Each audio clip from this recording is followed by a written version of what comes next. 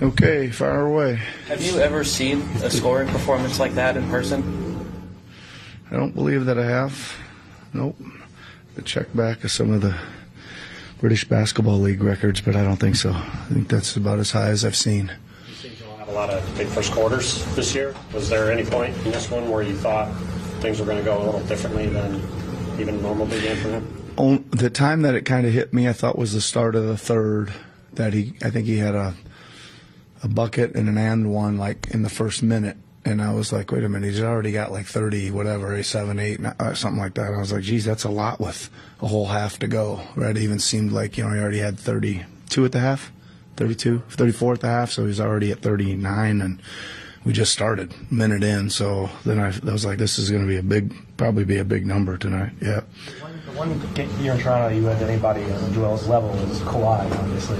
How much easier is having a player like Joel make it for you to coach and just kind of strategic strategizing and all that stuff?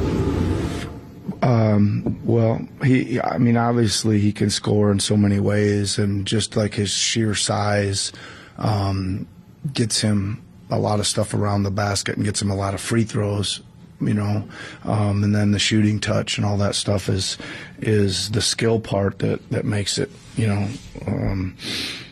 again, extra hard to stop him. But I think, again, he's like, we know he's the way he moves and the way skill he is, the size he is, all that kind of stuff, and he gets motivated like that. It's anything can happen, I guess. What does it say about you talk about motivated. I mean, you guys go up against Minnesota, he has a huge game. He goes up against Denver, a huge game. And he kind of like baptized the young guy tonight. Just about his competitive nature going up against other elite bigs. Yeah, I think that he is competitive, right? I think you guys know him well enough that you've heard some of the stories about his non-basketball competitiveness too, right? He is a competitive guy, and I think that, I guess, yeah, like he certainly gets some motivation against certain guys or big nights or whatever. But I also think that, I keep going back maybe 2 or 3 weeks ago, let's say, when he said, they said, what do you put this down to, Joel? And Joel just said, listen, my mindset is to go out there and dominate every night. And that's what I like to hear, that he's in a mindset that he's coming out there night after night to do what he's capable of doing, and doing it in a impressive fashion. How aware were you that he was getting close to Wilt's Sixers record of 68 as the game was going on? I wasn't aware of it. I wasn't. I didn't know if that was his record or what his personal high was or any of that kind of stuff. I just was continuing to coach the game. Like, the game was still, they give them credit, they were playing well, right? They were playing well, and it was, 10, 8, 11 points with still a good chunk of time to go. So I was just trying to coach the game. As well as Victor played, it seemed like, or as well as Joel played, I should say, it seemed like Victor had him thinking about those jumpers he usually takes without thinking in mid-range. It seemed like he was making him think about it a little bit. What did you think of the performance Victor had in general? Yeah, first of all, I thought Victor was great. I think he really got him started, right? I thought and I think that they've played a lot better recently, and it's usually when he comes out in the start of the game and kind of gets them, like, I think he gives them a bunch of confidence all around the team. He certainly did that tonight, just right off the bat, just kind of bang and then bang to three, and I think he was, he's long. Like, for me, I got this view when I'm sitting there on the bench, and usually I can see Joel like being over everybody, and there's clearance. And I was like, said that early in the game. I said, hey, tonight's the first night Joel's actually got to go over somebody, instead of, I could see the contests from where I was sitting, and I was like, that's different.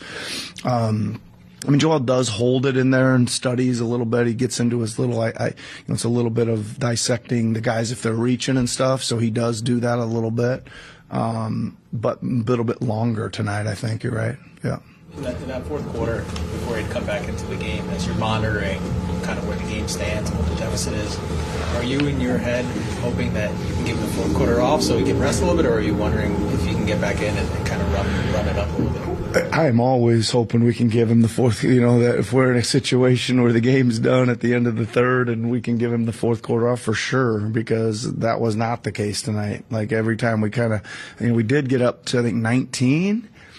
And I thought, okay, and then they just it was right back down to 12, 11. So I knew there was no rest and he was coming back tonight for sure, yeah. It's become rather routine for him to get 30, sometimes 40. But this was 70. This was a franchise record. The crowd was getting into it at the end.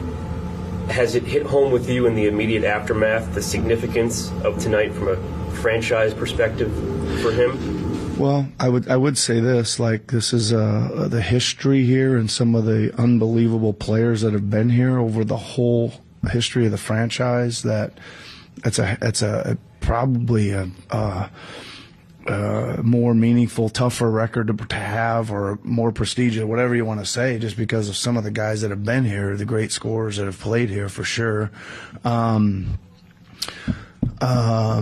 But I think, again, there's times when I kind of think in my head, until there's an all-out assault or a double team on him, they're sending multiple people, he's going to probably score. So he was playing a little faster, I thought, in the second half, because he was trying to get away from him before the doubles got there.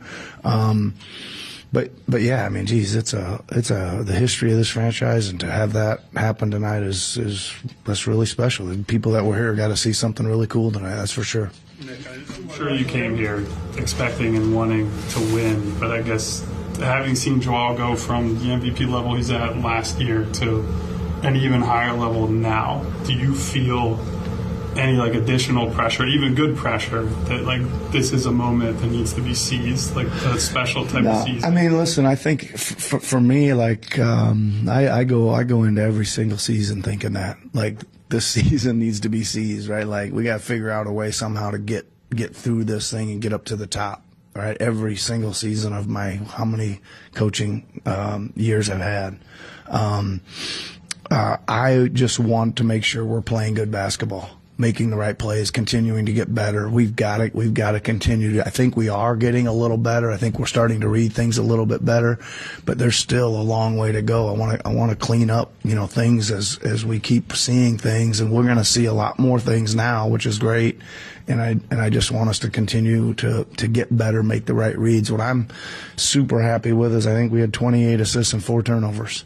That's going to be hard to, if you're going to get a shot up, almost every single possession in the game and not give away, silly plays, silly passes, dribble it off your foot, whatever have you, you're going to have a really good chance to win games. And that's the kind of stuff I'm going to keep focusing on.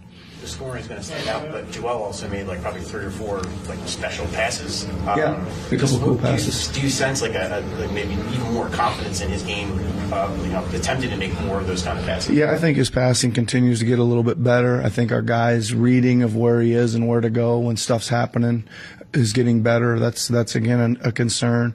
I was super impressed with his rebounding too. I thought he really went to get the ball on the glass tonight. I think how many offensive rebounds did he have? 9? Does that say 9? Yeah, he had 9 offensive rebounds. I like seeing that. I like seeing because if he gets an offensive rebound, the chances are he's putting it back in or he's going to the free throw line, and he's that's just another way to use his unique skill set to get a possession, get an extra possession, get to the free throw line, have super efficient possessions. Good, everybody? All right.